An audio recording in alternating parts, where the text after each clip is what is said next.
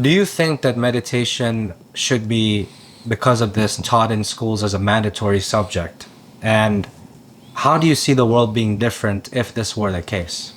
Oh, you touched a topic which is like very close to my heart. I'm very passionate about working with children, as you know, Ali. Yes. Children are like a clay. You can mold them into any shape and form. Give them a beautiful form or give them an ugly form. And now, if you see, for example, their ability to learn. You put a child, say, he speaks a different language at home. Or have two parents who are speaking two different languages. And a third language being taught at school, spoken at school.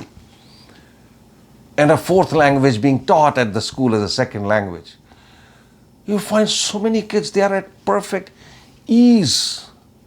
I have a friend, who speaks like French and English and Arabic. And they do it at home. And his wife too. And now the children are perfectly, sometimes when they speak, they're using all three languages in their speech. They're like break. And they're doing it comfortably. So it is the ability to absorb and learn is so high in children. And that's why when we grow up, we take a very long time to even learn one more language. I'm not talking about exceptions, they are always there. But mostly people are not.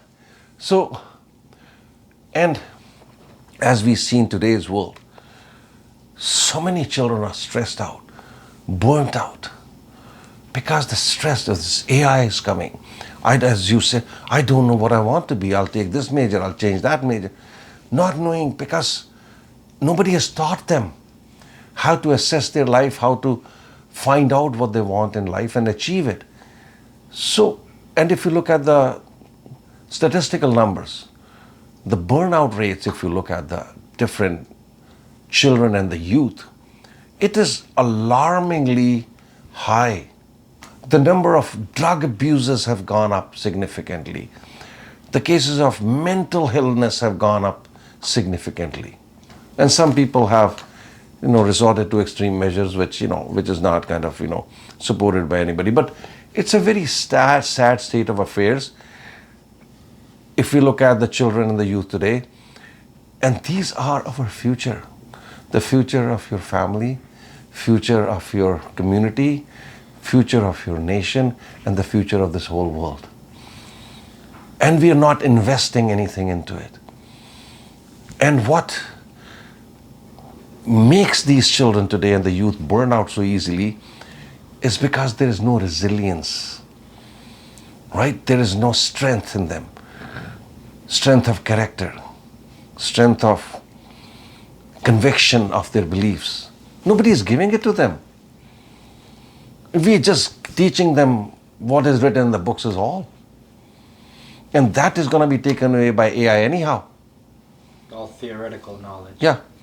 So, if I give these children this power of Brahman Yoga to become resilient, to become strong, to become convinced in what they want, they will change this world to be such a beautiful place to live in.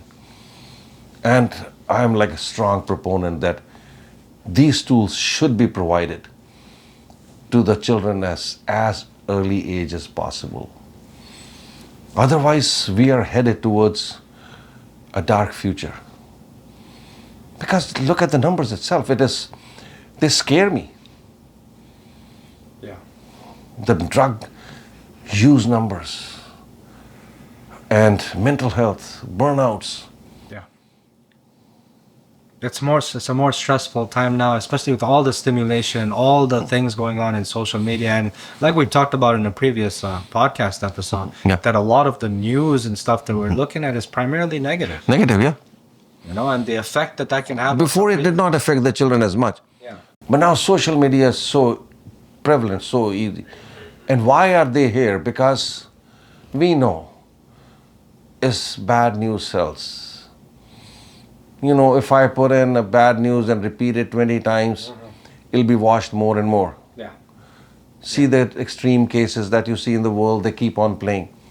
But if you saw a person who rescued a bird or a cat from the tree, you play it the second or third time, people will say, no, I've seen it already, what's the point? It doesn't sell because our minds are tuned to receive more negativity. And before the social media became so common, so accessible, children were not affected as much.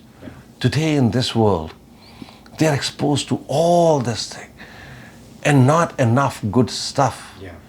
And good stuff is what we need to give them the resilience, the strength, the tenacity that they can bring in their lives and come out as winners, not just be happy, but to keep others around them happy as well.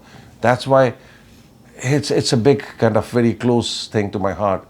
And that, Ali, that I work with children a lot. I've worked with parents helping their children a lot, guidance, so it's awesome. When I see children transform, you've seen how many children have transformed. 100%, Yeah.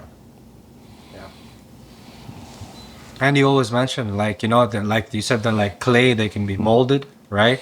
And you use this one example that I still till today I love that you gave about how trees, when they're young, you can mold the branches as well. You can bend them. Even a storm comes, they will bend. Yeah. So I love, because you're using these examples are just so powerful to be able to put a picture for us, of to conceptualize these teachings. And also, if you look at what is in reverse happening today, parents are spoiling their children with way too many things. And instead of, again, once giving them resilience and strength and training and investing in those aspects of the children's life, they're giving them only material things. I'll just give you another example. There were two friends who lived side by side with each other. And once they brought a similar kind of a tree, like a baby plant, a tree, and they put it in their front lawn at the same day. But they were very competitive in nature.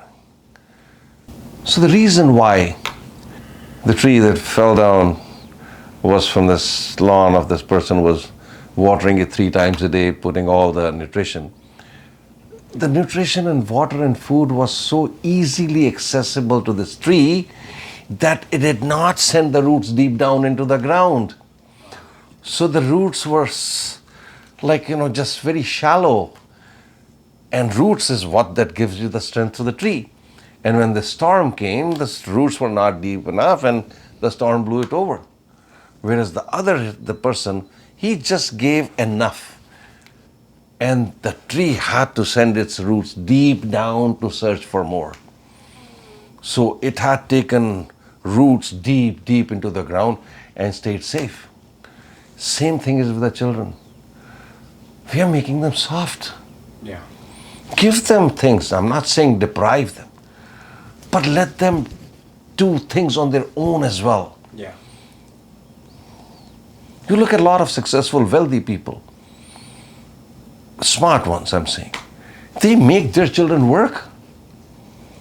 Because they know that's the only way they'll be stronger.